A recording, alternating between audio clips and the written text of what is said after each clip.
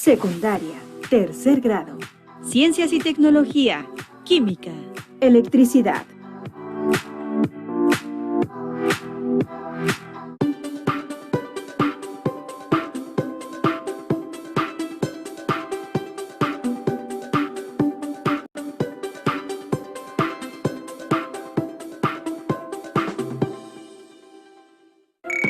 Estudiantes de segundo grado de secundaria, bienvenidas y bienvenidos a nuestra sesión Aprende en Casa. El tema está presente en nuestras actividades diarias, ya que gracias a la electricidad podemos contar con iluminación. También podemos utilizar aparatos que nos proporcionan entretenimiento como la televisión o los videojuegos. Además, es indispensable para el uso de aparatos y máquinas que necesitamos en el trabajo o la escuela. Antes de continuar, los invitamos a ver el siguiente video donde podrán conocer un poco más sobre la electricidad.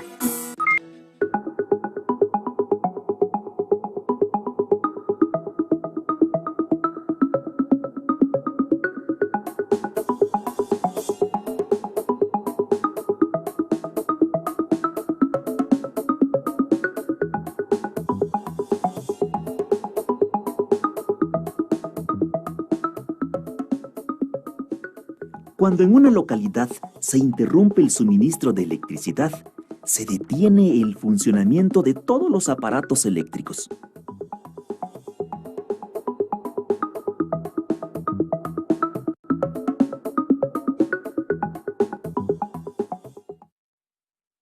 Hoy solo tenemos que mover un dedo para encender un foco. Es tan sencillo que pocas veces pensamos por qué sucede.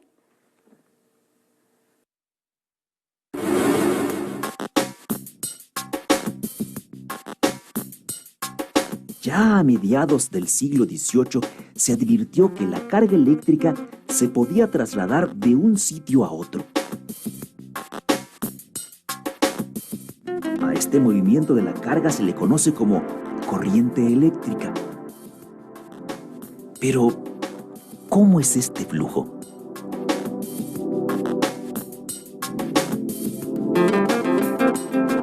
Una analogía podría ayudarnos a entenderlo.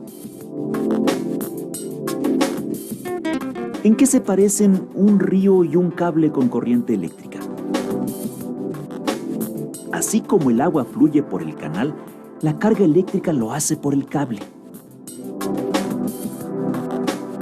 La carga que fluye por un conductor consiste en electrones desplazándose a través de este. Ahora investiguemos si algunos materiales pueden conducir la carga eléctrica mejor que otros.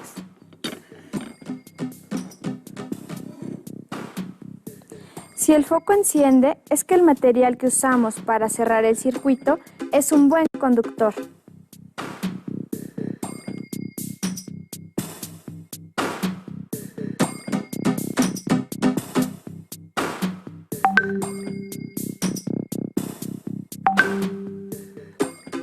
Si no lo hace, el material es un aislante y no permite el flujo de electrones.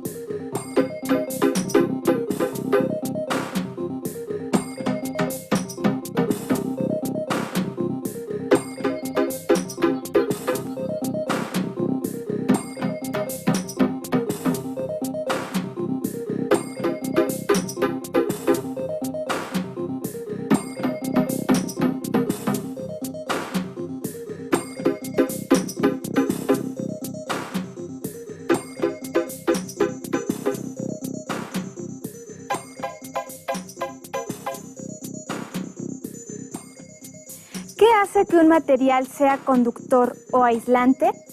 Veamos. En un material conductor, el electrón más externo de sus átomos se puede mover libremente por el material. Se les llama electrones libres o de conducción. A diferencia de los conductores, en los materiales aislantes, los átomos tienen pocos electrones libres o ninguno. Pero, ¿qué causa el movimiento de los electrones? Los electrones requieren de un impulso del exterior, que puede ser una pila o un generador, para ponerse en movimiento y establecer así una corriente eléctrica. Así como para la corriente del agua existen obstáculos, los hay también para la corriente eléctrica. Los obstáculos en el río son piedras.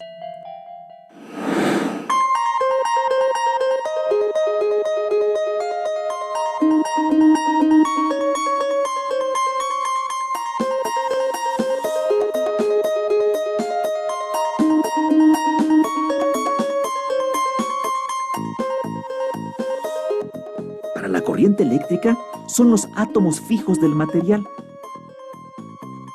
Dependiendo de la cantidad de átomos fijos, habrá mayor o menor resistencia al paso de los electrones libres.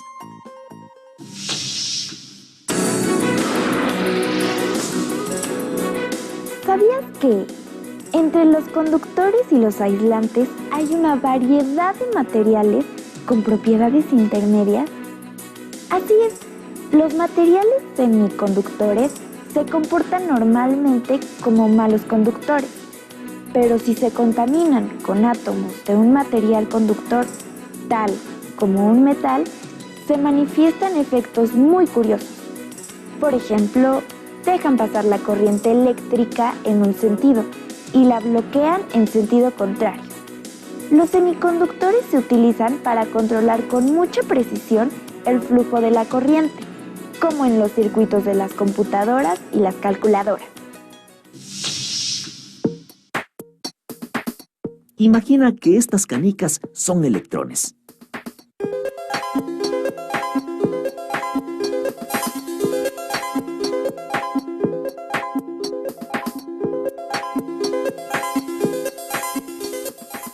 Al igual que la velocidad de la canica depende del tipo de suelo, la velocidad de los electrones depende del material de que está hecho el cable. Pero, ¿qué fuerza consigue mantener a los electrones fluyendo por terrenos tan escabrosos?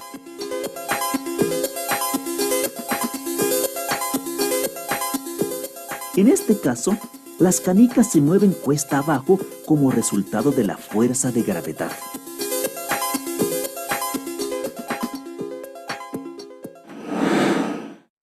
En el caso de los electrones, la fuerza necesaria para impulsarlos está provista, por ejemplo, por una pila voltaica.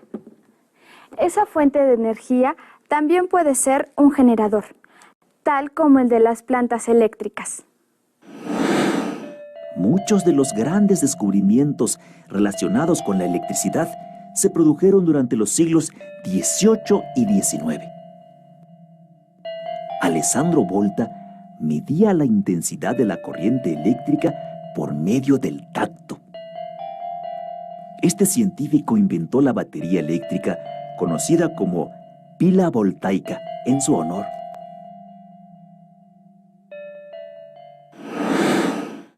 En esta parrilla hay un segmento de cable que ofrece resistencia al paso de la corriente eléctrica. Se le llama resistor.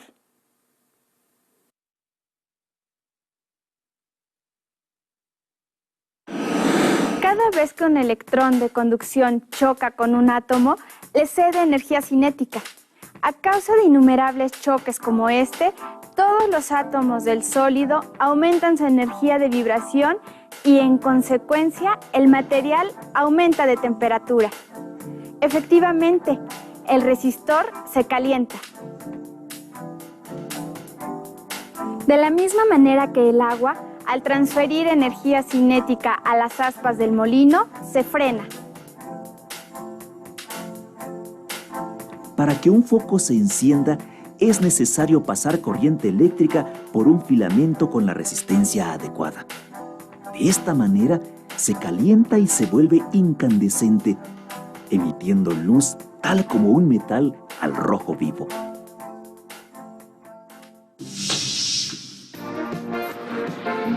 Ya vimos qué es la corriente eléctrica y que hay materiales conductores y aislantes, así como la resistencia que ofrece.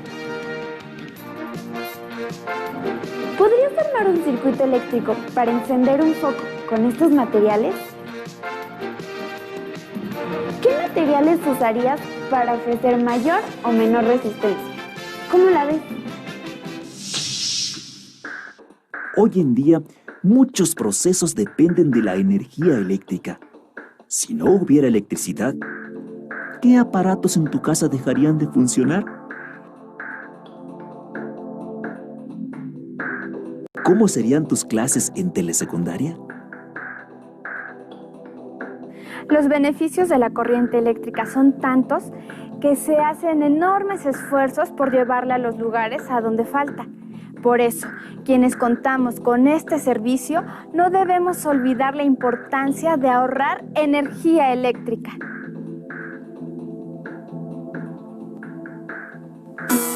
Como pudimos observar, existen materiales conductores que permiten el flujo de electrones que generan electricidad. También hay materiales como la madera o el plástico que son aislantes, pues no permiten el flujo de los electrones. Además de tener precaución, ¿sabes cuáles son otras medidas que debemos seguir al usar energía eléctrica? Te invitamos a conocer los cuidados que debemos de tener con el uso de la electricidad. ¿Qué cable va con cuál? Creo que así es esto. Creo que este va con este. Ahí sí, ya está. A ver. No, ¿qué pasó? Pero si solo junté los cables y... creo que debo de tener más cuidado con la electricidad. ¿Sabes cuáles son las precauciones que debemos de tomar al usar la energía eléctrica?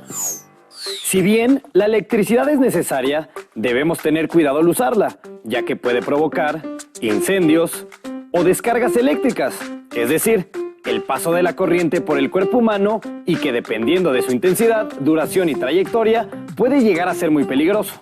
Para evitar riesgos por el uso de la electricidad, debemos de seguir normas de seguridad. Por ejemplo, Evitar manipular aparatos eléctricos con las manos mojadas, dado que el agua es conductora de electricidad. Utilizar guantes dieléctricos creados con materiales aislantes como goma o látex, pues estos impiden la conducción de electricidad. Procurar que toda instalación eléctrica cuente con mecanismos de protección como tomas de tierra, interruptores y fusibles. Colocar los aparatos y contactos de electricidad lejos de las tomas de gas y agua. Desconectar de la corriente eléctrica cualquier aparato que deba ser revisado. Verificar que los cables eléctricos estén cubiertos de goma o plástico.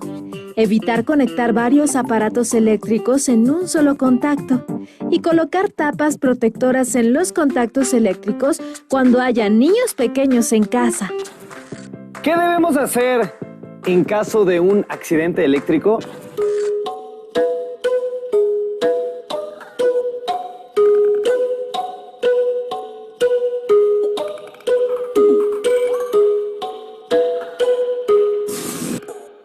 Ante un accidente eléctrico debemos llamar al servicio de emergencia 911 o bien a la Cruz Roja Mexicana.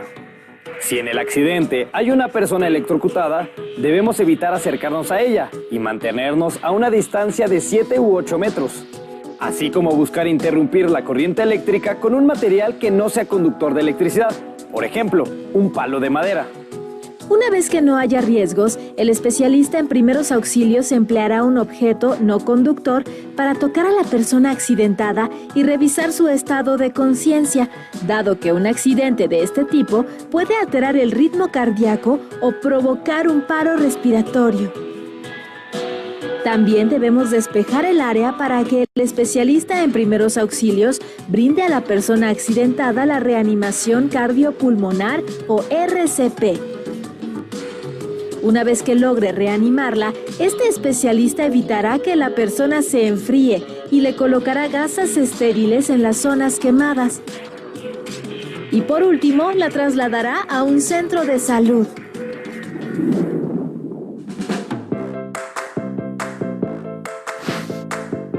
Ahora sé que para arreglar mi ventilador, lo mejor es buscar a un experto antes de poner en riesgo mi salud o provocar un accidente. ¿Y tú qué otras medidas de prevención conoces? ¿O cómo puedes actuar ante un accidente eléctrico? El aprovechamiento de la electricidad facilita nuestras actividades, pero en su manejo debemos seguir las medidas de seguridad indicadas para evitar accidentes. Hemos llegado al final, pero recuerden que pronto tendremos una nueva cita en Aprende en Casa, donde podrán avanzar en el aprendizaje y asimilación de los temas que componen el plan de estudios. ¡Hasta pronto!